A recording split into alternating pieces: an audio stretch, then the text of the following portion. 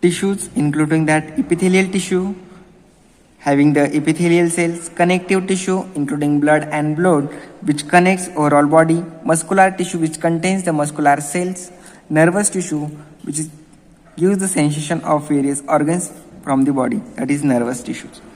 First of all, epithelial tissue have mainly divided into simple epithelium and stratified epithelium.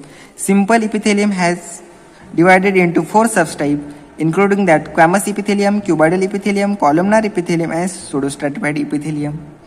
After that, stratified epithelium including that transitional epithelium, stratified squamous non-keratinized epithelium and stratified squamous keratinized epithelium.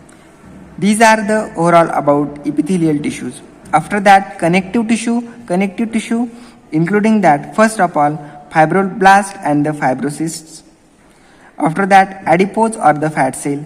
After that, plasma cell, mast cell, macrophages, leukocytes, pigment cell, mesenchyme cells and fibers including collagen fiber, elastic fiber and reticular fibers.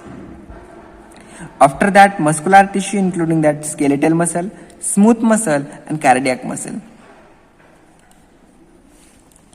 Last one, nervous tissue including central nervous system, peripheral nervous system and autonomic nervous system. We shall discuss about epithelial tissue in that second type, that is stratified epithelial tissue. First one, what do we mean by stratified epithelial tissue? It has 2 or more layers of cell present on the basement membrane which is known as stratified epithelial tissue. It protects underlying tissue from where there is considerable tear or wear. In underlying tissue where with the considerable tear and wear happens, there will be known as stratified epithelium. Some cells of stratified epithelium also produce secretions. It depends on the shape of the cells and the apical layer. After that, transitional epithelium including that it is a type of stratified epithelium present on the basement membrane which will be present in only basement membrane of urinary system and variable appearance in its relaxed or unstressed stage.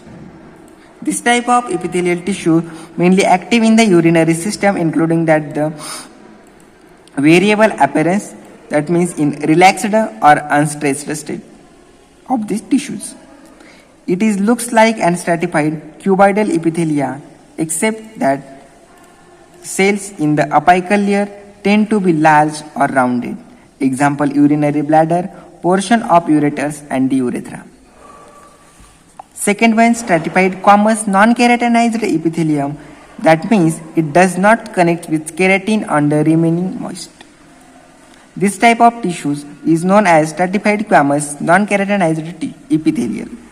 It is found in lining of mouth and esophagus. These type of tissues are mostly found in mouth and esophagus lining. Both types of stratified squamous epithelium from the first line of defense against the microbes, which will be act as first line defense against any microbial or the foreign substance enters into the body. The last one is stratified squamous keratinized epithelium. It consists of tough layer of keratin, which keratin is present in the nails and hairs, that mainly fibrous proteins that helps protect the skin and underlying tissue from heat, microbes and chemical. The main function of this squamous keratinized epithelium is protection of underlying tissue from heat, microbes and chemicals. The keratin files the cell and organelle die. It forms the superficial layer of the skin. Keratin, which forms the superficial layer on the skin, means that type of tissue which is known as stratified squamous keratinized epithelia. It is a protein which is waterproof. It contains the waterproof protein and prevent us from the several bacterial attacks. After that, connective tissue which connects the body, including that a Compared to the epithelial tissue, cells of the connective tissue are widely separated from each other. And intracellular substance, that means the matrix is present in larger amount. Extracellular matrix consists of proteins, fiber, and various types of fibers. In the forms of connective tissue, have variety of fractions like it binds together and support other body tissues. Second one protects internal organs which will be present in the body, protected from this type and surrounded by the connective tissues. It is a major transport system within the body with the help of blood. Stores energy reservoir in the sense of adipose tissue, means the energy reservoir. Adipose tissue acts as energy reservoir in the under the functioning of connective tissues. Depending on the various cells and extracellular matrix, connective tissues are classified into loose connective tissue, dense connective tissue, adipose tissue, cartilage, and bone. Loose connective tissue, we also known as alveolar tissues. Liquid connective tissue, that is blood tissues, lymphoid tissues. After that, we shall discuss about what do you mean by the loose connective tissues, which will be also known as areolar tissues, with fibrous or loose connective tissue arranged between cells and the matrix. It consists of many types of cells like fibroblasts, macrophages, mast cells, fat cells, with the few white blood cells, that means WBCs. Loose connective tissues with adipose tissues forms the subcutaneous layer of the skin. It is present in the almost all part of the body, giving elasticity, tensile strength like below the skin, between mucous, blood vessels, nerve, alimentary canal, and some glands.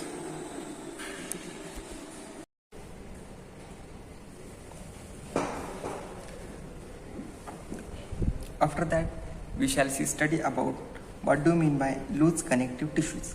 Loose connective tissues are the fibers. Loose connective tissues are loosely arranged between the cells and matrix present in the cells. It consists of many types of cells like fibroblasts, macrophages, mast cells, fat cells, with the few white blood corpuscles, that is known as erythrocytes. Loose connective tissues with adipose tissues form the subcutaneous layer of the skin. The main function of the loose connective tissues to form the subcutaneous layer of the skin.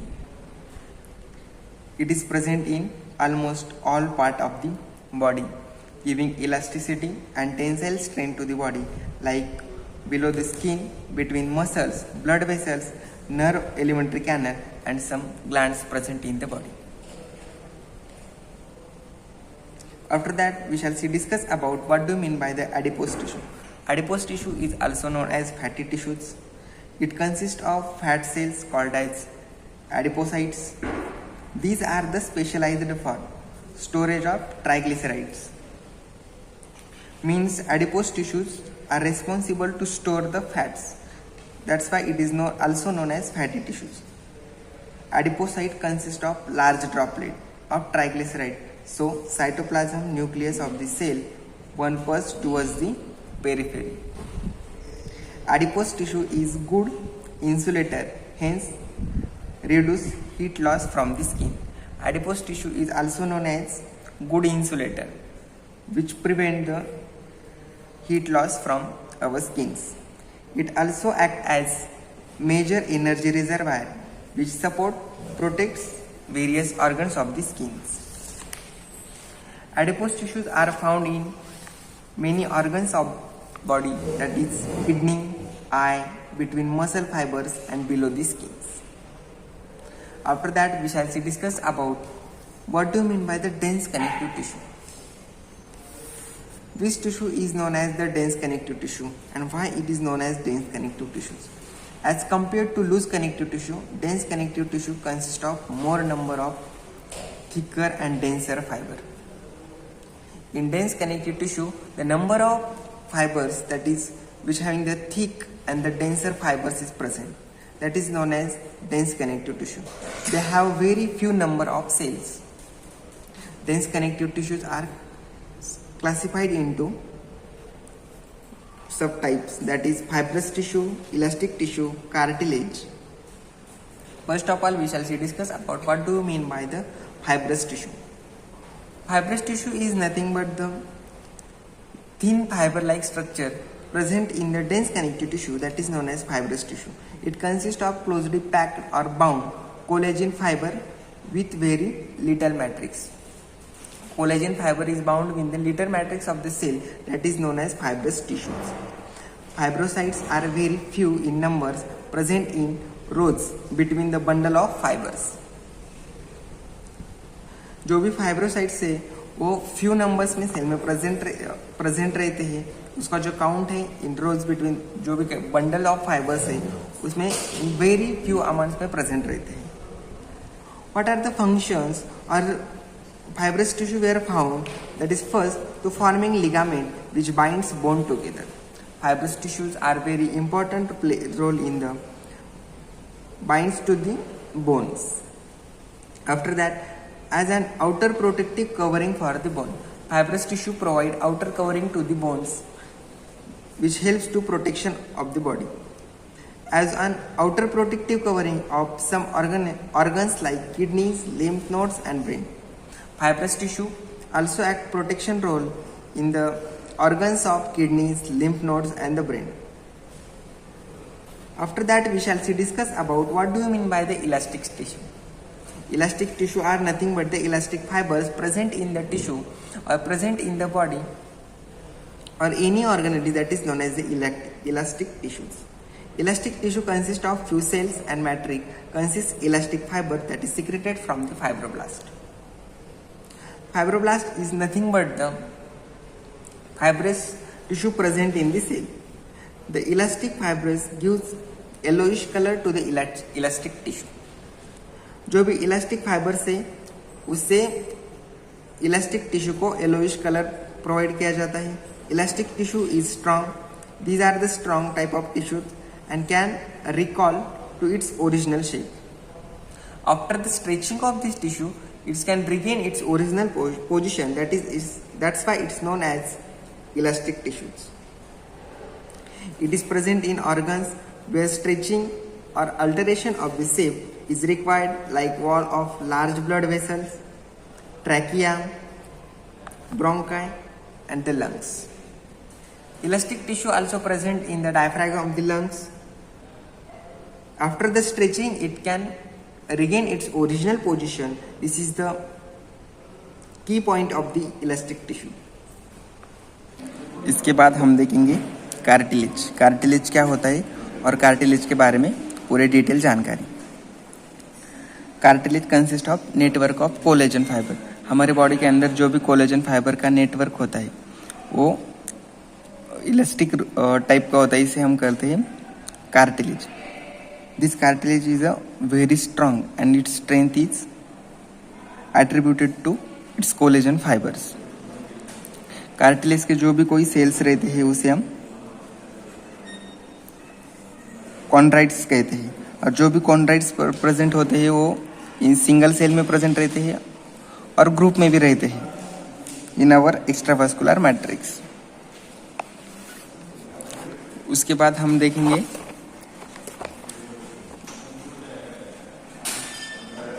what are the types of cartilages. There are mainly three types of cartilage. First one, hyaline cartilage, fibrocartilage and elastic cartilage. Hyaline cartilage क्या होता है बच्चों? Highline cartilage जो होता है वो हमारे body के अंदर जो भी ब्लूइश वाइट और शाइनी सब्सटेंस प्रेजेंट रहते हैं उसे हम हाइलाइन कार्टिलेज कहते हैं. जो भी कॉन्ड्राइट्स है हमारे बॉडी के अंदर वो स्मॉल ग्रुप्स में प्रेजेंट रहते हैं. और जो हाइलाइन कार्टिलेज है वो हमारे बॉडी को फ्लेक्सिबिलिटी एंड सपोर्ट प्रोवाइड करता है. जब हमारे बॉडी को फ्रिक्शन रिड्यूस करना होता है और कोई भी शॉक को ऑब्जर्व करना होता है वो तो हाइलाइन कार्टिलेज वहाँ एक्टिवली पार्टिसिपेट करता है. Due to this hyaline cartilage हमारी बॉडी शॉक ऑब्जर्व कर लेती है. जो भी हमारे बॉडी के अंदर जॉइंट्स है, मसल्स है, लिगामेंट्स है, वहाँ का शॉक ऑब्जर्वेशन हाइलाइन कार्टिलेज की वजह से होता है. Mainly hyaline cartilage found in joints of bones. After that coastal cartilage which is present in the ribs to the sternum. हमारे बॉडी के अंदर जो भी रिब केज है वो रिब केज के अंदर जो कार्टिलेज रहता है उसे हम कोस्टल कार्टिलेज कहते हैं. और हाइलाइन कार्टिलेज लैरिंग्स, ट्रैकिया और ब्रोंकाई का जो पार्ट्स है उसमें एक्टिवली पार्टिसिपेट कर लेता है. उसके बाद हम देखेंगे फाइब्रो कार्टिलेज. फाइब्रो कार्टिलेज किसे कहते हैं?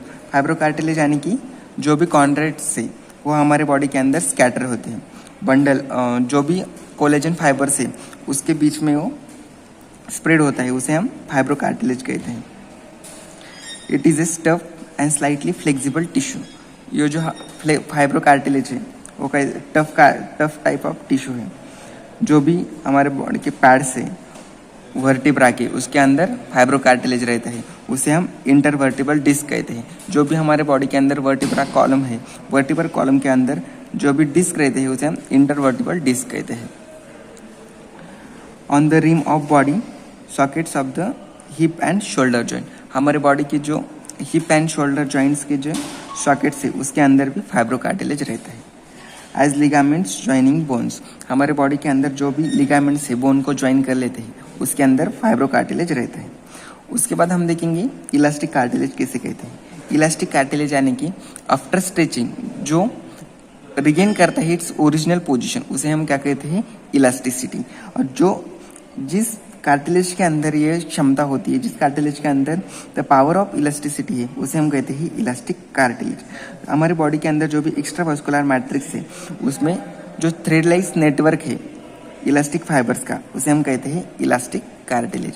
जो भी इलास्टिक कार्टिलेज है हमारी बॉडी को प्रोवाइड करता है स्ट्रेंथ एंड इलास्टिसिटी. मेंटेन करता है shape of certain structure. Means हमारे बॉडी का जो स्ट्रक्चर है उसे मेंटेन करने के लिए इलास्टिक कार्टिलेज की जरूरत होती है. These are the 3 types of cartilage, hyaline cartilage, fibro cartilage and elastic cartilage. After that from the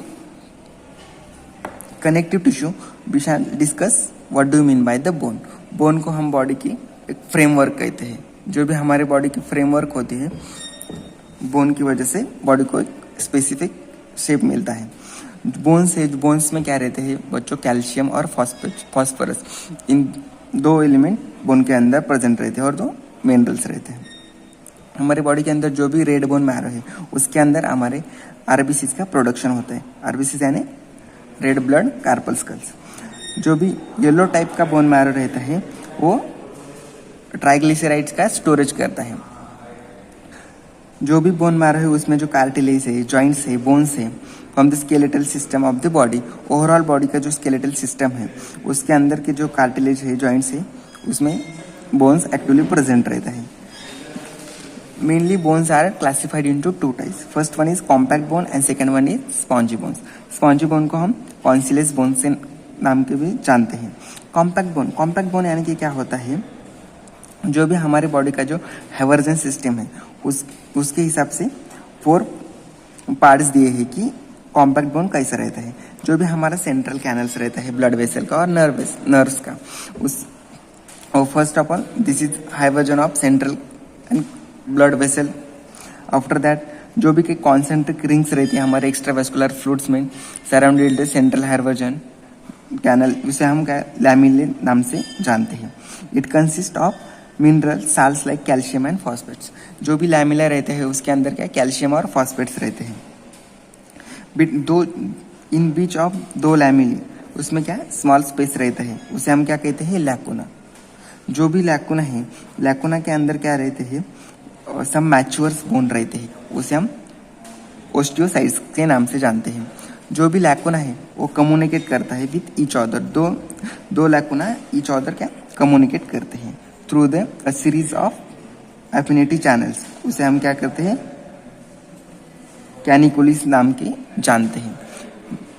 they provide करते हैं route of nutrients to reach osteocytes for the waste of leave osteocyte. जो भी waste of osteocytes है उसको release करने के लिए उसका यूज किया जाता है. सेकेंड वन है स्पॉन्जी और कैंसिलियस बोन. स्पॉन्जी बोन्स क्या होता है? जो भी लैमिला है वो इरेगुलर लैटिक्स में अरेंज हुआ है. 3 कॉलम्स कॉल्ड एज ट्राइबुकल्स। ट्राइबुकल्स नाम जो भी उसके अंदर 3 कॉलम है उसे हम क्या करते हैं, ट्राइबुल के नाम से जानते हैं। और जो रेड बोन मैरो है उसमें क्या प्रेजेंट रहते हैं, कैंसिलस यानी कि स्पॉन्जिस बोन्स रहते हैं। जो हमारा रेड बोन मैरो है वो क्या करता है, आरबीसी का प्रोडक्शन करता है, उसके अंदर कैंसिलस और स्पॉन्जिंग बोन्स रहते हैं। Third tissue we have see discuss what do mean by muscular tissue. Muscular tissue क्या होता है वो हम जानेंगे। Muscular tissue consist of elongated cell. हमारे बॉडी के अंदर जो भी मसल्स फाइबर्स होते हैं और जो इलांगेटेड सेल्स है उससे जो टिश्यू बनते हैं और जो फाइबर्स बनते हैं उसे हम क्या मसल फाइबर से नाम से जानते हैं। It produce body movements, maintain posture and the generation of heat. जो भी मस्कुलर टिश्यू होते हैं वो हमारी बॉडी की मूवमेंट के लिए, जो हमारा बॉडी का पोस्चर है उसे मेंटेन के लिए, और बॉडी के अंदर जो हीट जनरेट होती है उसके लिए रिस्पॉन्सिबल होता है। डिपेंडिंग ऑन इट्स स्ट्रक्चर, जो भी मस्कुलर टिश्यू का जो स्ट्रक्चर है उसका फंक्शन है और लोकेशन मीन्स जहाँ मस्कुलर टिश्यू प्रेजेंट है, मस्कुलर टिश्यूज है, उसके हिसाब से उसके 3 टाइप्स दिए हैं। First one is striated muscle, second one non striated muscle और third cardiac muscle. Striated muscle को हम वॉलेंटरी मसल से नाम से जानते हैं और उसे स्केलेटल मसल से भी जानते हैं, और जो नॉन स्ट्रेटेड है उसे हम इनवॉलेंटरी और स्मूथ मसल कहते हैं, और third one is cardiac muscle. First of all we shall discuss what do you mean by striated और वॉलेंटरी मसल। स्ट्रेटेड मसल किसे कहते हैं, उसे हम वॉलेंटरी मसल्स भी कहते हैं और स्केलेटल मसल भी कहते हैं। स्ट्रेटेड मसल मीन्स क्या, जो हमारा बॉडी का जो टिश्यू का बेसमेंट मेम्ब्रेन है स्केलेटल सिस्टम का, उसे जो डायरेक्टली कनेक्ट होते हैं with skeletal muscle usually attach to bone and skeleton system, उसे हम कहते हैं स्ट्रेटेड मसल। हम जब स्ट्रेटेड मसल को हम माइक्रोस्कोप में देखेंगे तो उसमें हमें स्ट्राइशंस दिखेंगे और alternative light and dark bands दिखेंगे। और जो स्ट्राइटेड मसल है उसे हम वॉलंटरी मसल कहते हैं due to it works under the control of will. हमारे बॉडी की जो विल पावर है उसके अंडर में जो कंट्रोल मसल रहती है उसे हम वॉलंटरी मसल से जानते हैं। जो भी सिंगल मसल फाइबर्स है उसकी जो लेंथ है वो लगभग 30 से 40 सेंटीमीटर है।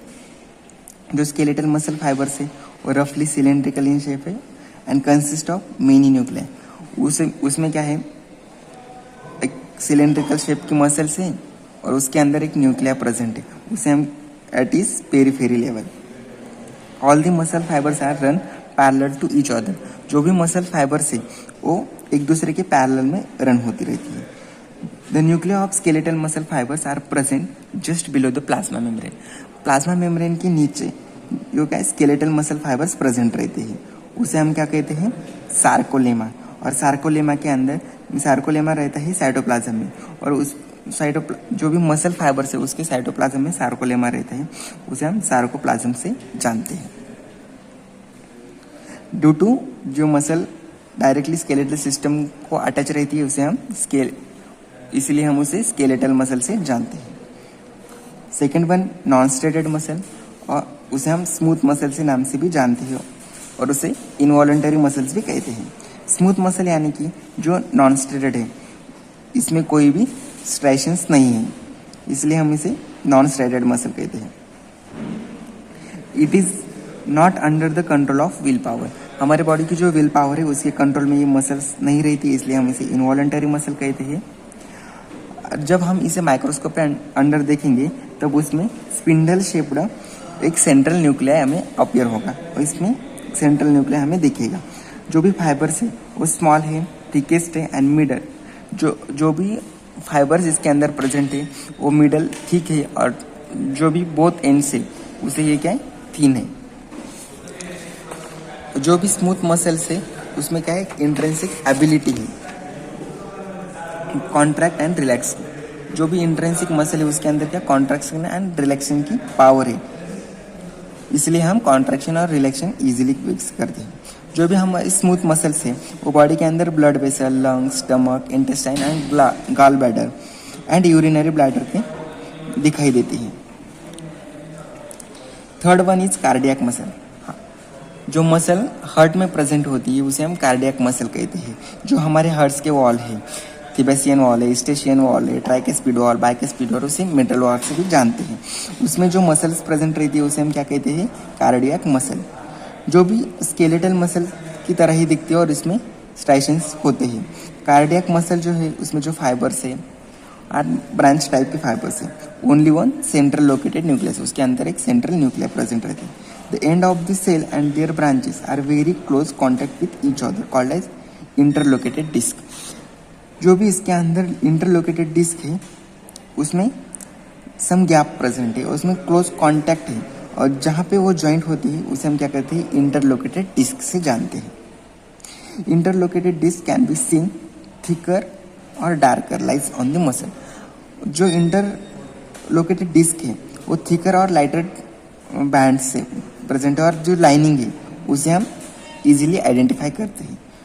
Wave of contraction spreads from cell to cell, means इसका जो कॉन्ट्रैक्शन है वो सेल टू सेल होता है। और इंटरलोकेटेड डिस्क म्हणजे जो भी इंटरकोस्टेड डिस्क है उसके अंदर भी उसका कॉन्ट्रैक्शन होता है। And cell does not need to stimulate individually, cell को इंडिविजुअली स्टिमुलेट होने की जरूरत नहीं पड़ती। These are the 3 types of muscle in the muscular tissues. After that we shall see discuss last part of the chapter tissue, that is nervous tissue. जो nervous tissue है उसका control हमारे central nervous system के अंदर रहता है। Central nervous system के mainly 2 parts है, central nervous system and peripheral nervous system. Central nervous system में ब्रेन एंड स्पाइनल कॉर्ड आता है, उसके अंदर नर्वस टिश्यू का प्रेजेंट, इसके अंदर नर्वस टिश्यूज प्रेजेंट रहते हैं। Nervous system consist of only 2 types of cell which contains the neurons and neuroglia. जो भी न्यूरॉन्स एंड न्यूरोगैंग्लिया से मिलकर जो टिश्यू बनते हैं और जो सिस्टम बनती है उसे हम क्या कहते हैं, nervous system. The main function of neuron is to convert stimuli into electrical signal. जो भी हमारे बॉडी को स्टिमुलाई मिला है उसका कन्वर्जन इलेक्ट्रिकल सिग्नल में करने के लिए न्यूरॉन्स रिस्पॉन्सिबल रहते हैं, उसे हम नर्व स्टिमुलाई से और नर्व इम्पल्स से जानते हैं। And conduct this nerve impulse other neurons, जो भी इम्पल्सेस जनरेट हुए हैं वो सेकंड न्यूरॉन को ट्रांसफर करने की एबिलिटी इसमें रहती है, मसल टू टिश्यू और उस specific type of glands. On the other hand neuroglia do not conduct nerve impulses. Neuron क्या कहते हैं, नर्व इम्पल्स को कंडक्ट करते हैं, लेकिन न्यूरोगैलिया क्या करता है, नर्व इम्पल्स को कंडक्ट नहीं करता। वो क्या करता है, cells perform some important supportive functions हमारे बॉडी के लिए, मीन्स नर्वस सिस्टम के लिए। और क्या जो सपोर्टिव सिस्टम सपोर्ट करने का वर्क रहता है, सब फंक्शन रहता है, वो न्यूरोगैलिया करता है। Neurons are divided into 3 parts, they are follows. Neurons के मेनली 3 पार्ट्स हैं, including cell body, axon and dendrite. We shall discuss detail about cell body, axons and dendrons. Cell body nothing but the body of nervous cell. This cell body consists of nucleus surrounded by the cytoplasm. Cytoplasm के बीच में जो nucleus रहता है उसे हम क्या कहते हैं, सेल बॉडी कहते हैं। It also consist of some cellular organelles. उसके अंदर क्या है, सम सेलुलर ऑर्गेनेल्स रहते हैं। सेलुलर ऑर्गेनेल्स यानी कि सेल के अंदर जो भी ऑर्गेनेल्स प्रेजेंट है उसे हम सेलुलर ऑर्गेनेल्स के नाम से जानते हैं। फर्स्ट ऑफ ऑल लाइसोसोम है, माइटोकॉन्ड्रिया, गोल्गी कॉम्प्लेक्स है, endoplasmic reticulum including rough and smooth endoplasmic reticulum, vacuoles, all that type of cell organelles. Cell body forms grey matter and white matter. उसके अंदर grey matter and white matter रहता है। That nervous system are present to periphery of the brain and in the central spinal cord. Grey matter and white matter is responsible for the impulse generation and the transfers. After that, axon. Axon is a long and thin cylindrical projection within the white matter of nervous system. White matter nervous system का जो white matter है उसके अंदर axons present रहते हैं। deep in the जो कोई axons है वो brain में deeply present रहते हैं at periphery और the spinal cord. Axon consists of cytoplasm called as exoplasm. Axon के अंदर जो साइटोप्लाज्म रहता है उसे हम एक्सोप्लाज्म कहते हैं और वो सराउंडेड रहता है plasma membrane known as axolemma. Plasma membrane से वो उसकी सराउंडिंग होती है, उसके लिए उसे हम क्या कहते हैं, axolemma. Axon of some neurons are surrounded by multilayered covering called as myelin sheath. Axon के ऊपर जो कवरिंग शीथ रहती है उसे हम क्या कहते हैं, माइलिन शीथ से जानते हैं। It is made up of lipid and proteins. वो माइलिन शीट जो रहती है वो लिपिड एंड प्रोटीन से बनती है।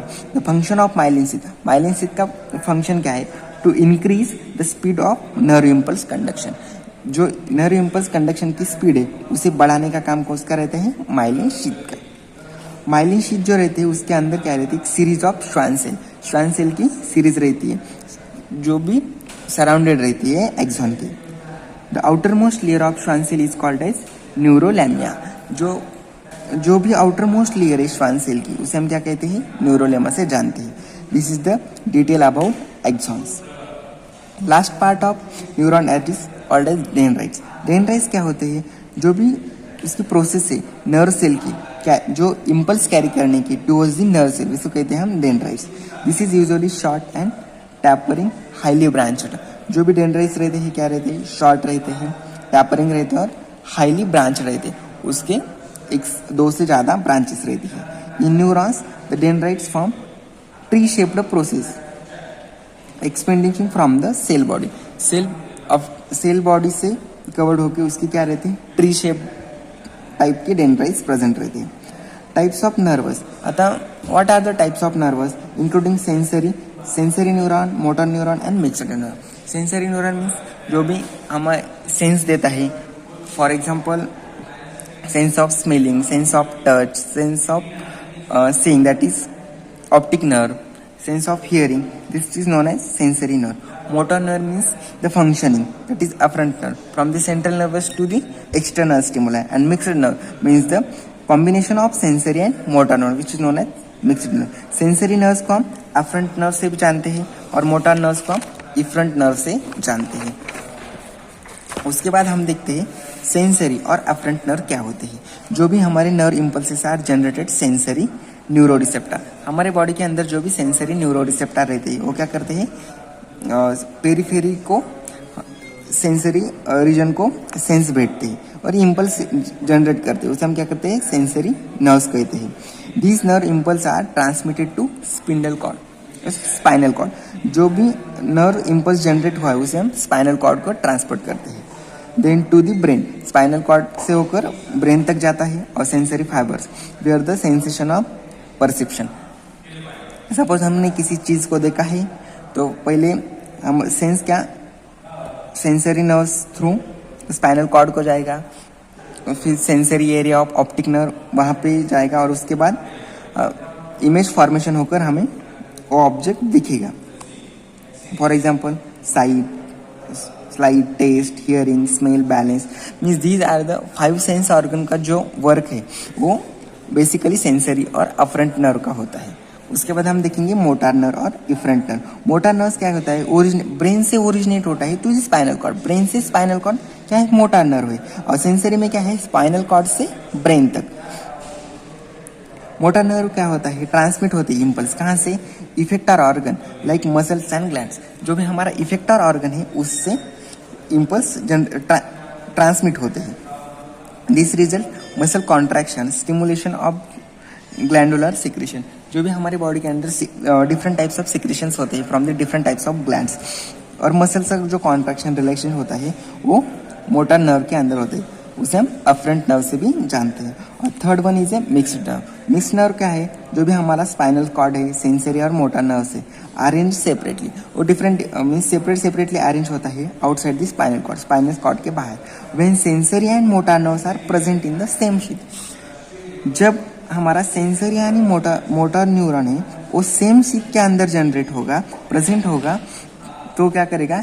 कनेक्टिव टिश्यू बन के वो मिक्स एक्शन दिखाएगा, उसे हम कहते हैं mixed neuron. These are the sensory means spinal cord से ब्रेन, मोटर मीन्स क्या? ब्रेन से स्पाइनल कॉर्ड, और मिक्स्ड मीन्स क्या है? Both sensory and motor. Sensory and motor का कॉम्बिनेशन होके कनेक्टिव टिश्यू का शीट मीन्स एक्शन दिखाएगा, उसे हम कहते हैं mixed neuron. This is overall about the nervous tissue. अब तक हमने क्या क्या देखा? First of all tissue means क्या? The group of cell performing similar function which is known as tissue. After that उसके बाद हमने क्या देखे? टिश्यू के डिफरेंट टाइप्स देखे। उसमें क्या देखा? फर्स्ट ऑफ ऑल उसमें क्या देखा, टिश्यू के 4 टाइप देखे, epithelial tissue, connective tissue, muscular tissue and nervous tissue. Epithelial tissue के हमने 2 टाइप्स देखे, first one simple epithelial tissue and second one stratified epithelial tissue. Simple epithelium के हमने 4 सब टाइप्स देखे, क्या है, squamous epithelium, simple कैमस, simple cuboidal, simple columnar है, सिंपल स्ट्रैटिफाइड इपिथेलियल टिश्यू। उसके बाद स्ट्रैटिफाइड के हमने 3 टाइप देखे, stratified transitional, stratified squamous non और उसे नॉन केराटिनाइज्ड भी बोलते हैं, and stratified squamous keratinized tissue. These are the 2 types of epithelial tissue and their sub types. उसके बाद हमने देखा कनेक्टिव टिश्यू क्या कहते हैं, किसे कहते हैं। कनेक्टिव टिश्यू में फाइब्रोब्लास्ट क्या होते हैं, फाइब्रोसाइट्स क्या रहते हैं। उसके बाद हमने देखा एडिपोज टिश्यू और फैट्स दैट इज ट्राइग्लिसराइड क्या होते हैं, प्लाज्मा सेल्स, मास सेल्स। उसके बाद देखा मैक्रोफेजेस क्या होते हैं, ल्यूकोसाइट्स यानी कि क्या, पिगमेंट सेल कैसे होते हैं, उसका फंक्शनिंग क्या है, मीजोफाइलम सेल्स क्या रहते हैं। फाइबर्स के अंदर हमने 3 फाइबर्स देखे, कोलेजन फाइबर, इलास्टिक फाइबर्स और रेटिकुलर फाइबर्स। उसके बाद हमने देखे मस्कुलर टिश्यू, मस्कुलर टिश्यू के अंदर स्केलेटल मसल, उसे स्ट्रेटेड मसल कहते हैं, नॉन स्ट्रेटेड मसल और cardiac muscles. Skeletal, smooth muscle and cardiac muscle means voluntary, involuntary and cardiac muscle, इससे भी हम मस्कुलर टिश्यू को जानते हैं।